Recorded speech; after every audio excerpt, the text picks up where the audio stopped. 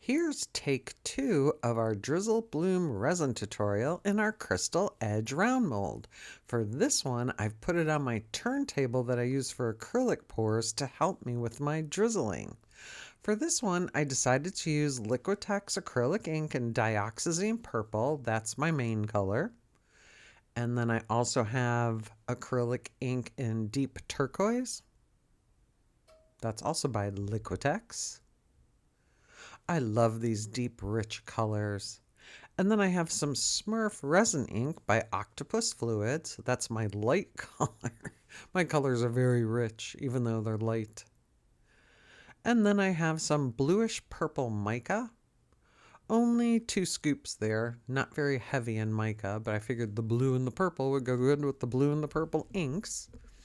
And then I have my white. And then I used 1 scoop of Pearl-X Micro Pearl in my push because I just wanted something iridescent, not just a clear center. And then I have Maleficent Holographic Chunky Mix Glitter by the Glitter Guy. I just got a bunch of glitters from them. They're so gorgeous. I love using them in these pours. And there it is, just in a little bit of resin. And again, this technique was created by Petra from Petty's Home Art. I'll link to her below. And because I made such a mess drizzling my first time, I figured I would put it on the turntable. And my resin, I'm just doing this for myself. I didn't wait for it to get to that temperature. It was 29 to 30 degrees Celsius. We've been experiencing such cold temperatures here in Florida.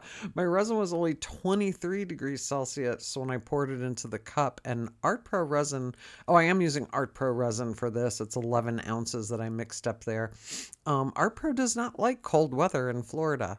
But anyhow, I was on the cusp of the cold weather when I did this, so it did come out. But the turntable allows me to drizzle my colors in a better way. Instead of just getting them all heavy in one area, this allowed me to turn it. And you're just drizzling the colors in a random pattern on top of each other. Petra does a much better job, a much more patient job than I do. I'm kind of like a 3-year-old with crayons, just coloring outside the lines. But you just kind of drizzle the colors around. I do the Dioxazine purple, then the turquoise deep, then the Smurf, and then repeat that. I do this, repeat it until all my colors are gone, and then I'm going to do it with the mica and then the white on top of it. And this is an 8-minute video, so of course I had to speed it up at one point here. I think I just showed the basic putting down of colors, and then I'll speed it up so you don't bore yourself watching this. But what I found with this mold and with these colors, the galaxy pour that I learned from Sunfire Designs, our starflower pour, these are all the same colors and the same inks, and I don't know that the way that they're put in here really makes that much of a difference. This Drizzle Bloom does give me big cells, big chunky cells in this mold, not very flower-like looking, but I do get this with the galaxy pour where I'm just pouring circles around, and then my starflower one where it's just crazy zigzag lines. So I don't know how much is the pouring of the technique or just the colors mixing together. There I'm just kind of tapping it. The one thing with this technique, it happened on the first Drizzle Bloom I did and then this one, I usually do not get air bubbles or tiny air holes from Art Pro resin. Transparente I do, but not Art Pro, but I did get bubbles, tiny micro bubbles on the top of the finished piece. So I don't know why, and I don't know if it would make a difference to put a tiny layer of clear down first before drizzling the colors. I actually wanted to try a piping bag for this, but then I decided I would probably leave too much resin in the piping bag, so I went back to the cup. And as you see, turning the turntable there, it just allows me to move the colors around a little bit. And when I get to the very end, because this takes forever to dribble these colors out, drizzle them out, I just ringed my piece in the colors, first with the Dioxazine purple, then the turquoise deep, and then the Smurf. The little bit I have left, you'll see me do like a circle around the outside edge in a second after I do this a million more times. You kind of can't tell the difference. I should do like a red and a yellow and something else so you can actually see the different colors moving together. But we're still drizzling. Using a heat gun there to torch some bubbles. But this is a fun technique. Once the weather warms up, I hope to do more pieces, but I don't even want to do anything. I don't like the heat. I really hate living in Florida, but I hate it even more when it's cold in Florida. I would much rather have heat than this coldness. I'm like in 19 layers of clothes and a fleece jacket and everything. And it's just more things that resin can get on, so I'm staying away from resin pours for right now. We've actually gotten down into the 20s, which is ridiculous. No snow though. And there I'm doing the mica.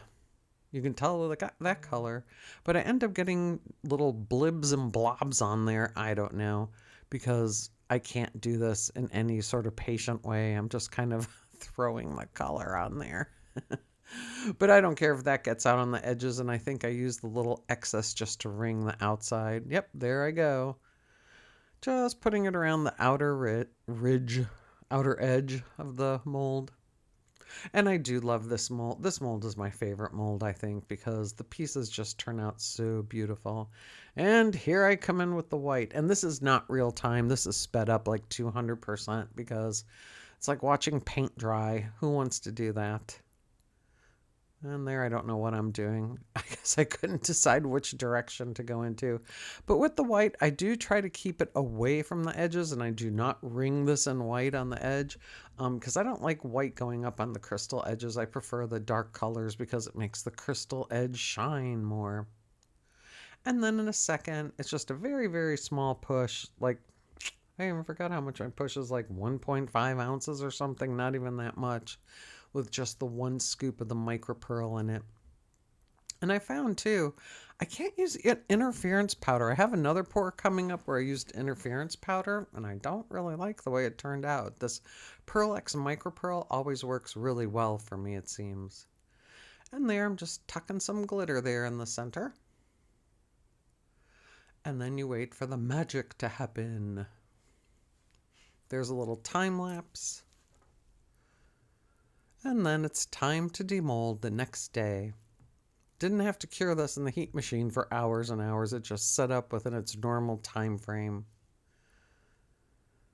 And there's the finished piece. It looks pretty similar to our first Drizzle Bloom, a little bit deeper in color.